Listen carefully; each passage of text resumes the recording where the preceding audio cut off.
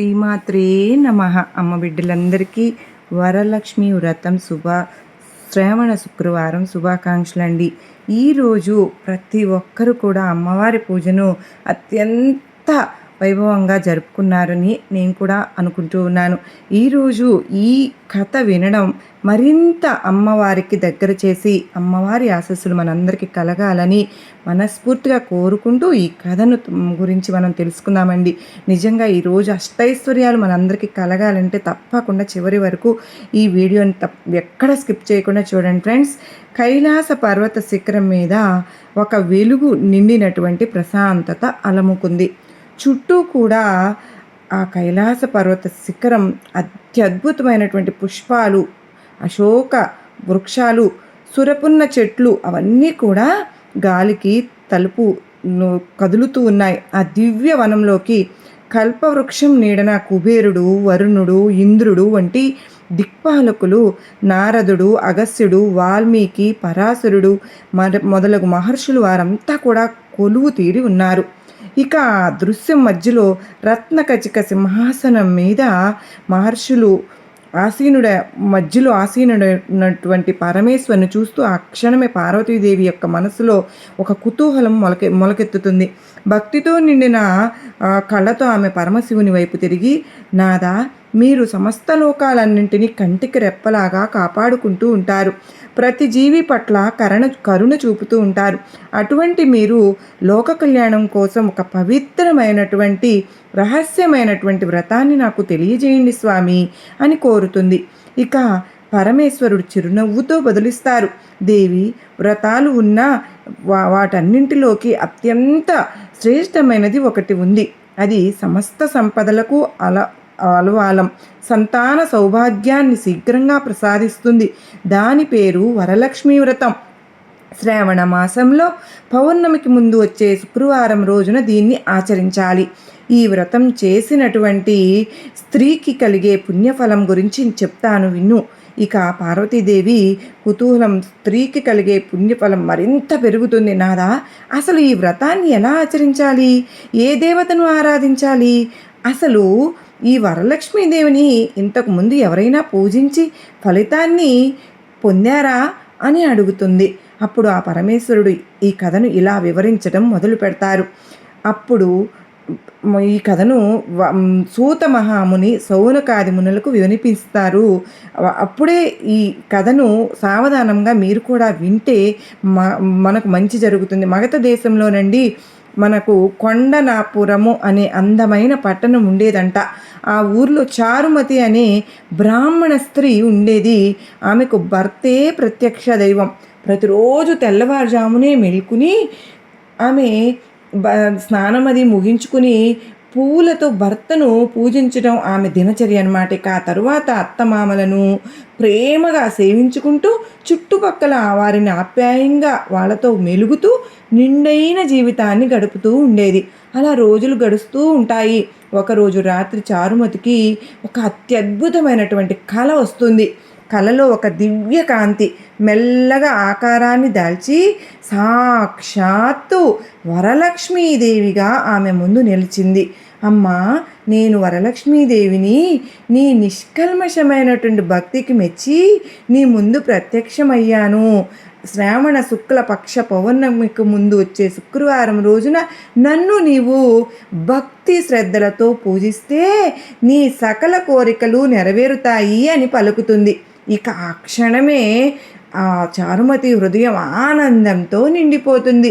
వెంటనే ఆ దేవికి ప్రదక్షిణలు చేసి చేతులు జోడించి నమస్కరిస్తూ, అమ్మా, సమస్త లోకాలకు తల్లివి, పుణ్యస్వరూపునివి, 3 లోకాలు పూజలు అందుకునేదానివి, సాక్షాత్తు ఆ శ్రీ మహావిష్ణువు యొక్క హృదయంలో నివసించేదానివి నీవు. నీ కృప వల్ల ప్రజలు ధనధాన్యాలతో వర్ధిల్లుతున్నారు, జ్ఞాన సంపన్నులు అవుతున్నారు తల్లి, సకల శుభాలు పొందుతున్నారు. నా పూర్వజన్మ పుణ్యఫలంగానే నాకు నీ దర్శన భాగ్యం లభించింది తల్లి. నా జన్మ ఇప్పుడు సార్థకమైందమ్మా అని కంట నీరు పెట్టుకుంటూ స్తుతిస్తుంది. ఇక చారుమతి భక్తికి ఆ వరలక్ష్మీదేవి పరమానందభరితురాలవుతుంది. తనకు కావలసినటువంటి వరాలన్నీ అనుగ్రహించి మెల్లగా అదృశ్యమైపోతుంది. ఇక మరుక్షణం చారుమతి నిద్రలేచి ఇది కలా నిజమా అని ఒక్క క్షణం ఆశ్చర్యపోయినా తనకు వరలక్ష్మీదేవి ప్రత్యక్షమై తాను పలికిన మాటలు స్పష్టంగా గుర్తుకొస్తాయి. ఇక ఆ సంతోషాన్ని దాచుకోలేక అత్తమామలకు, పరిసర ప్రాంత ప్రజలకు కలలో జరిగిందంతా తన భర్తకు వివరిస్తుంది. ఇక శ్రావణ మాసం రాగానే మనందరం సాంప్రదాయబద్ధంగా వరలక్ష్మి వ్రతాన్ని చేసుకుందాం అని ఉత్సాహంతో చెప్తుంది. ఆ మాట విన్నటువంటి దగ్గర నుండి ఊర్లోని స్త్రీలు అందరూ కూడా శ్రావణ మాసం ఎప్పుడు వస్తుందా అని ఎదురు చూస్తూ మొదలు పెడతారన్నమాట. కొన్నాళ్లకు రానే వస్తుంది ఎదురు చూసిన శ్రావణ మాసం. పౌర్ణమికి ముందు వచ్చే శుక్రవారాన్ని దేవి సూచించినటువంటి పవిత్ర దినంగా నిర్ణయించుకుంటారు.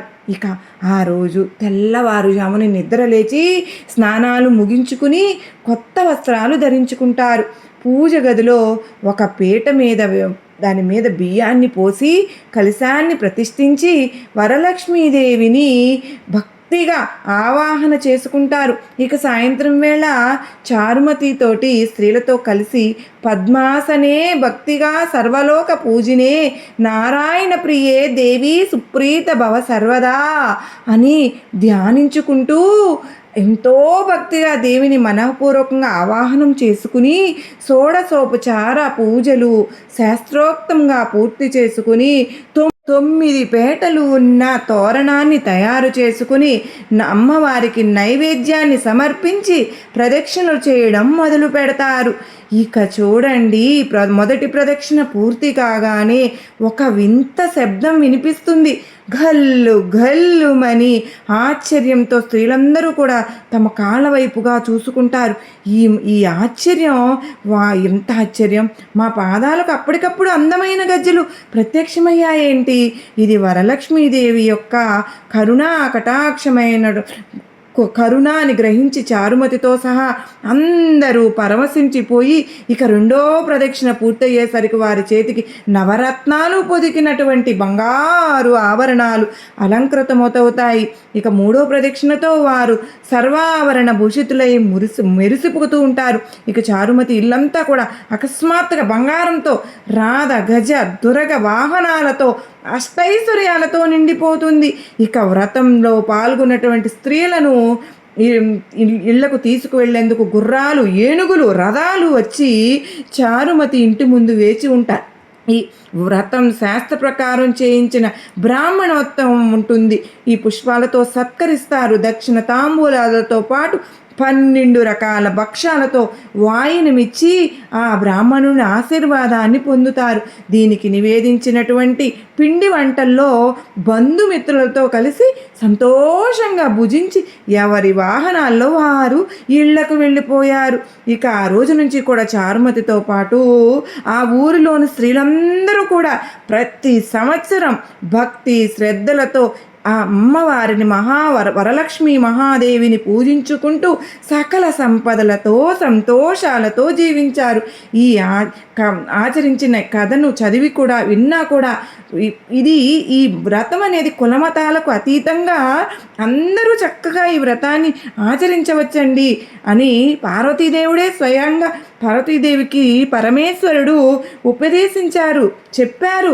మరి అమ్మవారి అనుగ్రహం మనందరికీ కూడా లభించి మనకు కూడా సకల శుభాలు కలుగుతాయి.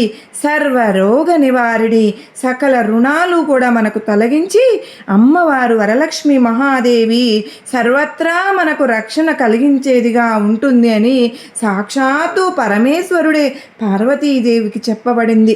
మరి ప్రియమైన అమ్మ బిడ్డలందరికీ కూడా ఈ కథను భక్తి శ్రద్ధలతో విన్నటువంటి మీ అందరికీ కూడా ఆ వరలక్ష్మీదేవి యొక్క అనుగ్రహం సదా మనపై ఉండాలని మనస్ఫూర్తిగా నేను కూడా కోరుకుంటూ మీ అందరికీ కూడా ఇది ఒక చిన్న సూచన. మీలో ఎవరైతే కనుక ఈ వ్రతాన్ని ఆచరించాలి అనుకుంటున్నారో వారందరి కోసం ఒక ప్రత్యేకమైనటువంటి పూజా విధానం ఉందండి. ఇక ఈ పూజా విధానం యొక్క పూర్తి మన అనుగ్రహం అమ్మవారి ఆశీస్సులతో మనందరికీ కలుగుతాయి. మీరందరికీ కూడా ఈరోజు చక్కగా పూజ చేసుకుని అమ్మవారి అనుగ్రహానికి పాత్రులయ్యారు కనుకనే ఈ కథను మనందరము వినగలే భాగ్యాన్ని అమ్మవారే సాక్షాత్తు మనకు ప్రసాదించారన్న గొప్ప నమ్మకంతో కనుక మనందరము కూడా ఈ వీడియోని ప్రతి ఒక్కరికి కూడా షేర్ చేయండి ఫ్రెండ్స్. అంత మాత్రమే చాలండి. అమ్మ కరుణతో మనకు అష్టైశ్వర్యాలను ప్రసాదించి ఈ శ్రావణ శుక్రవారం రోజున వరమహాలక్ష్మి మనకు